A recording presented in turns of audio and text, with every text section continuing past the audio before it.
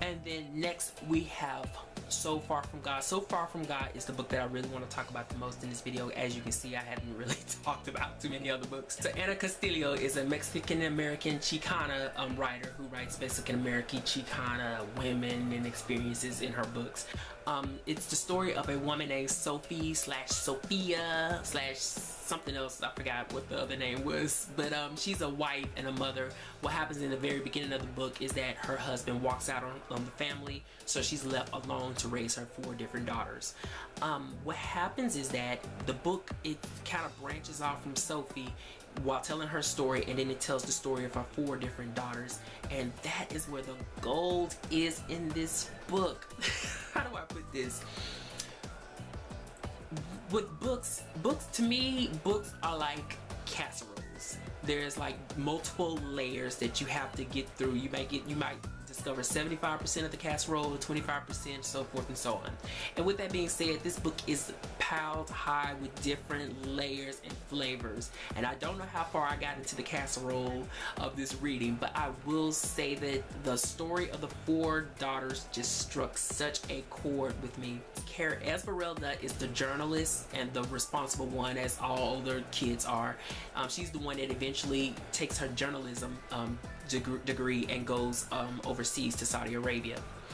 The next one is Frenchiedee. She's the beauty of the group. She's the one that's most popular with the men. What happens is she ends up getting attacked by someone who they label it as a demon, and that sends her into this state of psychic torture and all this crazy stuff. But anyway, we're not gonna get too deep into that. The third one is Faye. She suffers from an emotional breakdown after her fiance breaks their engagement, and girl, she was tripping like real hard about that breakdown. And then the last one is La Loca. She is sort of the super oddball within the group. What happens in the beginning of the book is she suffers from a seizure and she ends up dying and then resurrecting from the grave. And that's where I had a problem with this book is, and not so much that the magical realism got in the way, but within the beginning of the book, Castillo, she pounded in so much Mexican folklore and herbal remedies and traditions and stuff within the beginning of the book that I had a hard time figuring out what was her direction with the book.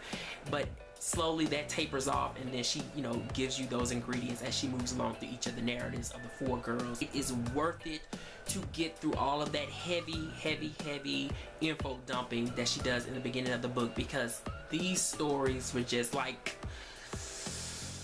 So Far From God. These girls God wasn't doing them no damn favors.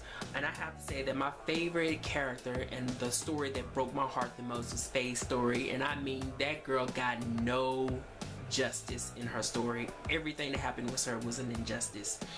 But I'm gonna leave it at that.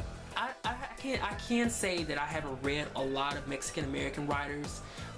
My thing is always Asian American, African American, and Native American writers. But I have to say that if you are not so far into that sort of, not even genre, but ethnic way of storytelling, like I said, with the natural remedies and the Mexican folklore, then I think this will be a good introduction to that. The next book that I read kind of pairs with Ana Castillo, but not so much in the writing department, because homegirl was not writing a really good book at all. It was actually really dull, and I'm sorry to say that, but that's the truth.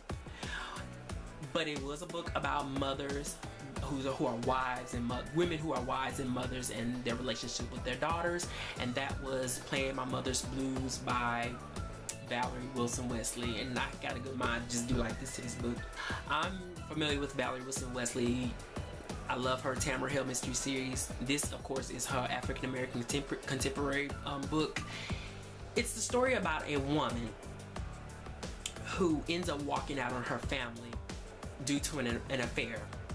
So, of course, this creates resentment within her 2 daughters and her husband.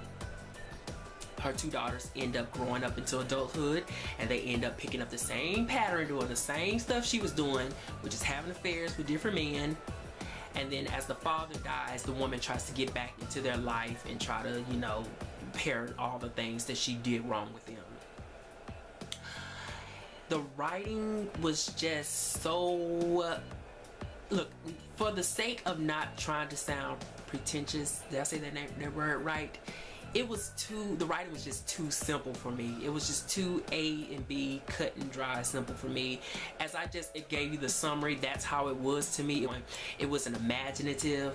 The story, it wasn't charged with any kind of energy to me. The characters were forgettable, and I think that was really what distracted me the most after reading Ana Castillo, is that I read this book, which was, if I got a burrito, I want some damn hot sauce on it, and she did not have no hot sauce, no sour cream, no onions.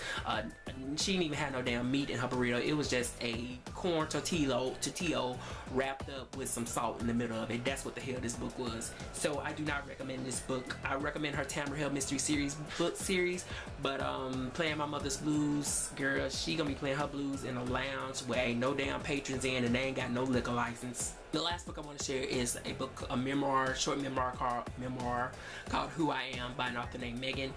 She reached out to me on my blog. She was doing a blog tour. She asked, could she, promote her book, I suppose you can say, on the blog. And of course I said yes, because it is an inspirational story about her story, her inspirational story regarding how she was in an abusive relationship and how her daughter changed her life, to get out of that relationship, and just how success came her way once she removed herself from this man that was not doing her any good at all. Because if he was talking to me like the way he was talking to her, he would have been 6 feet under at that point in time. If you want to click on the link, you can read an excerpt of the first chapter of this book, and maybe you'll be interested enough in buying it from her, because she's pretty cool and I like the story itself.